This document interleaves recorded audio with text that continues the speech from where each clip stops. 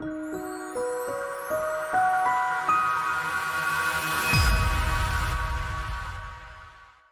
thank you, very nice, very nice. It's always good to get a clap before you've even spoken. Okay, as I've been introduced, my name's Dez, and I actually run a program called Spark2Life, which stands for Showing Positive and Relevant Keys to Life, and I just want to just honour and respect Nathaniel and the group for running the safety box here in this school. I'm sure it's going well. Is it going well? Yeah. Let's give a round of applause for the effort, the energy, and the commitment. Okay, so I've got the privilege to share for about 20 minutes, just a little bit about my own journey. It will hopefully inspire you, encourage you, etc. 10 minutes, that's good, let's cut it in half. No PowerPoint, no, that's fine, no. Okay, so firstly, just one of the things I want to share with you is on my way here, I knew where I was going, but there was a filter light that stopped me from getting here, as in there was lots of traffic, which meant I was late. Now the truth is, things happen when we make choices and we don't always know the consequences. Hence, I was late because there was some roadworks being done. But the truth is, if I go back the same way, knowing that there's a problem there, that's not very wise, is it? No. So we need to learn from either our experiences or our mistakes. True? So it's not my fault that I didn't know there was a filter light there. We all do things sometimes that are wrong.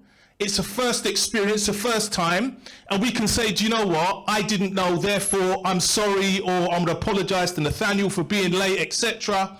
But if I was to go and do it again, then really I've got to take responsibility. Everyone say responsibility. You see, responsibility is your response based on your ability to address a situation. So I'm going to tell you a little bit about my own journey, my own life. If I asked you, for instance, can you please direct me to Enfield Town Station, what would you ask me? Yep. Okay, why would I go there? Valid question, but I'm asking you to direct me, yes. Okay, I want to get there in 5 minutes. Then how would you direct me there? But do you know where I am? Hey, someone give me a round of applause. I ask you where you are. You see, if you want to get somewhere, if I asked you for directions, you need to know where I am first. So I'm going to give you, the directions that you may have in your life is that you want to achieve, you want to do well, you want to succeed, you want to aspire, you want to influence. But the biggest question you need to ask yourself today is, where are you in your life? Some of you in year 7, some of you in year 9. Some of you are probably aspiring, doing well in your class. Some of you feel that maybe you're a little bit behind. Some of you may need help. The truth is, until you know where you are, it's very hard for someone to direct you. See, I can come and tell you what I think you should do or where I think you should go, but the truth is, you need to know where you are. Say to the person next to you, you need to know where you are. Only then can someone direct you. You can't direct me to Enfield Town Station if you don't know where I am. We all have a starting point. So hopefully today, your starting point will determine where you will go if you make the right choices. And really, I'm an individual here who's very fortunate. I run a charity. We turn over just coming up to £1 million. We work with a lot of young people across East London, in Lewisham, in Buckinghamshire, but that wasn't my story. It didn't start off like that. When I grew up in I would say a stable home. I had good parents, because parents are really important. Family is really important. People that care for you, that want the best for you, are really important. But as I was making choices in my life, I made some wrong choices. Sadly, at the age of 17, I got involved in a violent offense. I ended up carrying a weapon and I ended up using it and sadly took someone's life at the age of 17. I went into Feltham, which is a youth offender institute, and I went from Feltham into Brixton at that time. And sadly, my life was spiraling out of control. My parents supported me through it, but you see, the community, rightfully so, had a lot of questions on the decisions that this young man was going to make, and I could have made some wrong choices from then on. My life still kind of went a little bit wayward. They gave me bail for £25,000, which is probably equivalent to about 60, 180,000 pounds in today's economy. And I came out on bail, and when I got on bail, I got in more incidents, and sadly I got stabbed twice because of something that I shouldn't have got involved in. Now, when I was in school, I actually attended school well. I was a bit of a cheeky chappy, so teachers would always say it's good, but he could do better. But the reality is I made choices when I left school because it was more around my identity, an image that I wanted to project, an attitude that I had, that I wasn't really secure in who I was and my identity. Give you a prime example. Has anyone ever here been to Jamaica? Hey, got a few people. Well, I'd never been to Jamaica, but I'd speak with Jamaican accent as if I'd been there.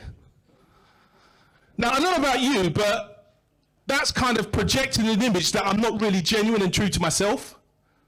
How many of us sometimes act a certain way that's not true to ourselves?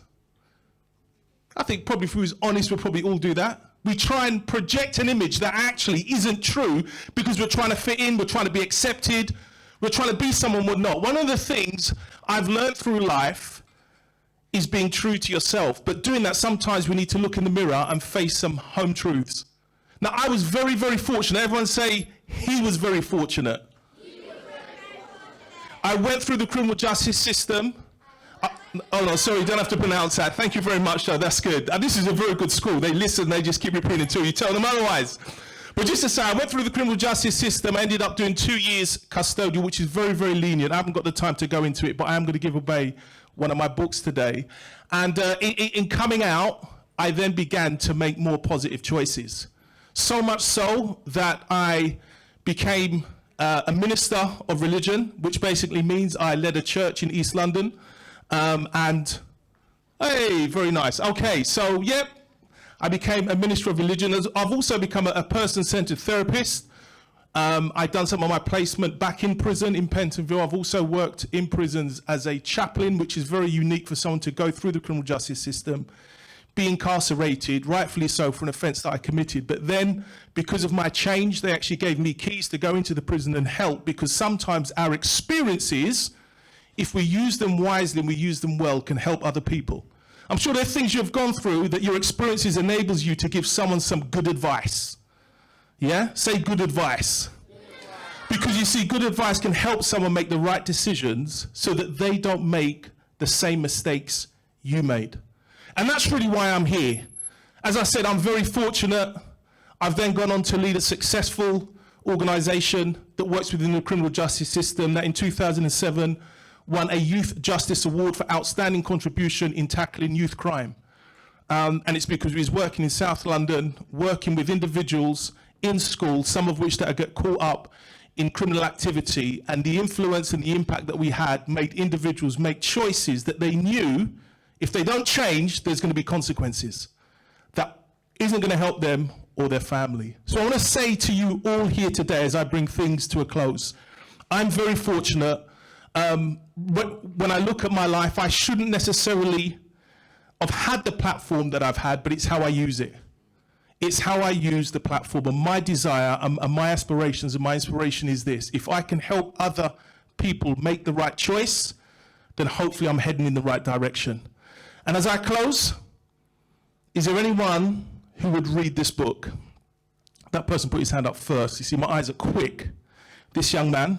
Once you've read it, you have to hand it to somebody else. And then hopefully, in handing it to somebody else, it can get passed around the school. And if they wanted any more, if the teachers call me and they're happy with it, I'm more than happy to give a few copies here to the school and they can put it in the library. My name's Dez Brown. Thank you very much. Give Dez a round of applause. You have the ability to change your life and walk in different ways. Now, we're going to read these quotations. Prince can help me. You can't control events, but you can choose what to focus on, what it means, and what you're going to do next. The victory is the character you develop, win or lose. If you miss the target, you will live with pride, knowing you have no regrets. Your life will come down to 2 dates. Your life will come down to 2 dates. Make sure the space in between is not empty. If you believe you can or you believe you can't, you are right. When the winner and loser in you speaks, listen to the winner. From the greatest tragedy comes the greatest triumph.